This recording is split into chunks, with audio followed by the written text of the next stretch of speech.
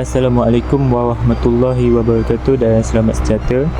Kami daripada kumpulan 11 Principle of Management ingin membentangkan pembentangan kami iaitu tajuk C yang bertajuk Peniaga ini membuka kedai kek.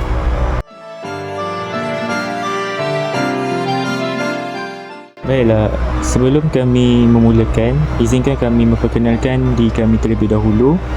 Yang pertama iaitu diri saya sendiri, Muhammad Haris bin Azrul, di 23115858 selaku Ketua Kumpulan 11. Dan saya, Muhammad Hafiz bin Samsudin, nombor metrik di 23115863.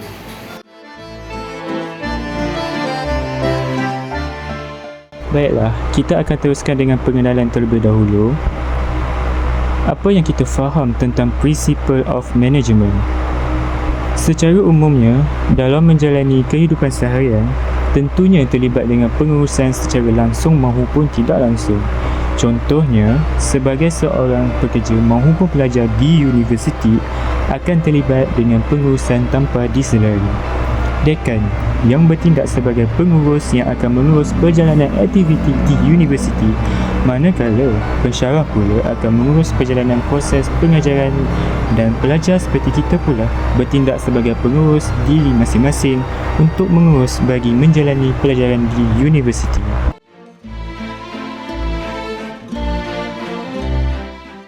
Soalan yang pertama, huraikan secara terperinci langkah-langkah perancangan yang perlu diambil oleh pemilik-pemilik perniagaan untuk memulakan perniagaan mereka.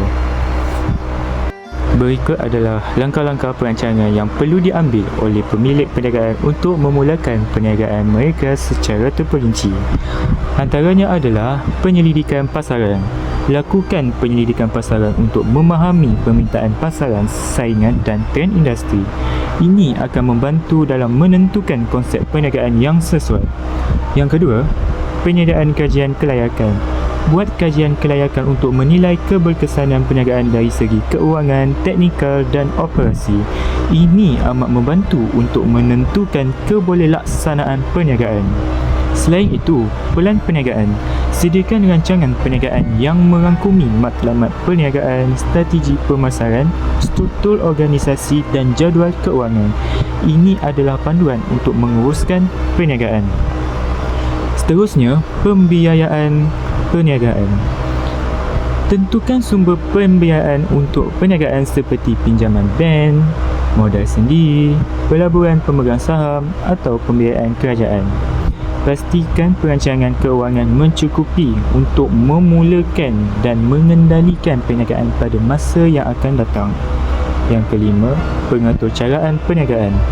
Daftarlah perniagaan dengan badan-badan pendaftaran yang berkenaan untuk mendapatkan lesen perniagaan serta melaksanakan peraturan perundangan yang diperlukan agar sesebuah perniagaan itu tidak akan diambil tindakan oleh pihak berkuasa.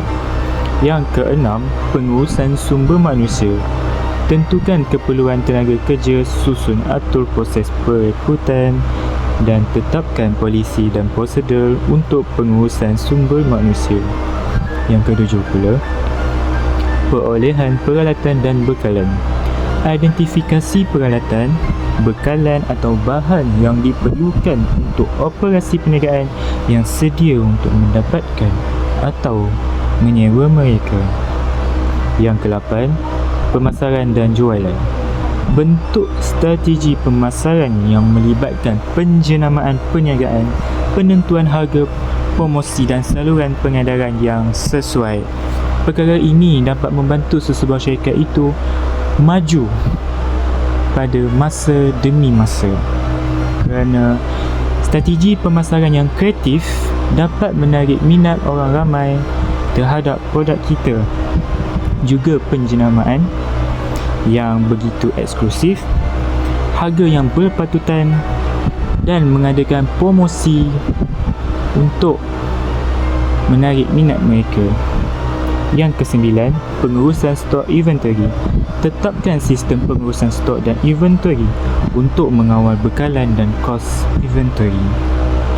Setiap pemilik kedai harus mencari pembekal tetap untuk masalah yang akan berlaku pada sesebuah syarikat itu pada masa yang akan datang. Yang ke-10, sokongan teknologi maklumat. Rancang infrastruktur IT yang diperlukan untuk sokongan operasi perniagaan seperti sistem perakaunan, pengurusan pelanggan atau laman web perniagaan. Yang ke-11, pelan krisis dan kepulangan. Sediakan pelan krisis untuk mengendalikan keadaan yang tidak dijangka dan pelan kegagalan untuk mengendalikan penutupan perniagaan jika perlu. Yang ke-12, pemantauan dan penambahbaikan. Tetapkan sistem pemantauan prestasi perniagaan dan laksanakan penambahan yang diperlukan berdasarkan maklum balas dan data prestasi.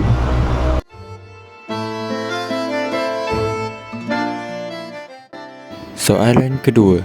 Sila nyatakan mana-mana 5 unit yang diperlukan dalam perniagaan mereka dan terangkan tugas unit-unit tersebut secara terperinci.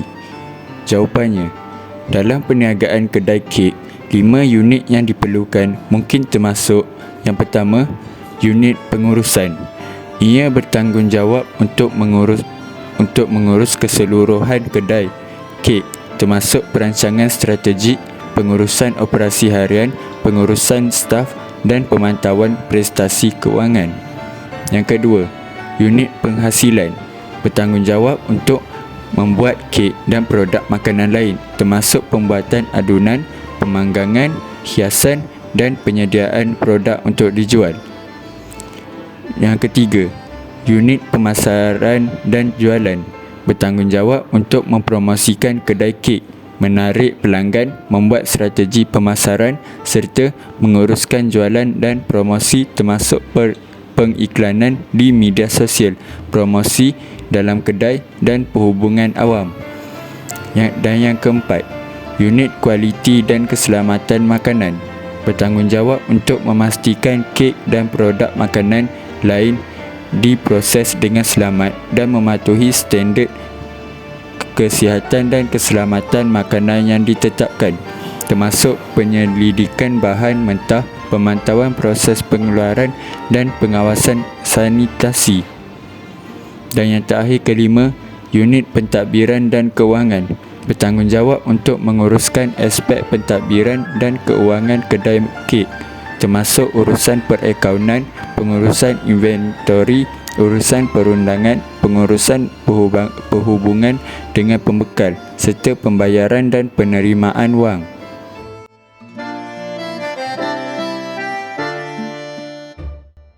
Soalan ketiga. Huraikan peranan yang perlu dilakukan oleh para usahawan tersebut sebagai seorang pengurus. Jawapannya, sebagai pengurus usahawan kek, perlu merancang strategi operasi, mengurus stok dan kualiti, mengurus kewangan dan tenaga kerja, serta mempromosikan produk serta memastikan pematuhan undang-undang dan peraturan untuk menjaga keberlanjutan perniagaan.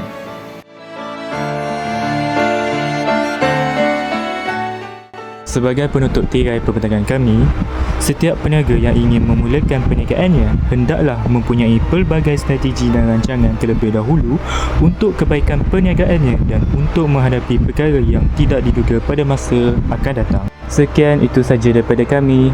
Yang baik itu datang daripada Tuhan, yang buruk itu datang daripada kami. Minta maaf sekiranya kami ada kejanggalan atau tersilap bahasa.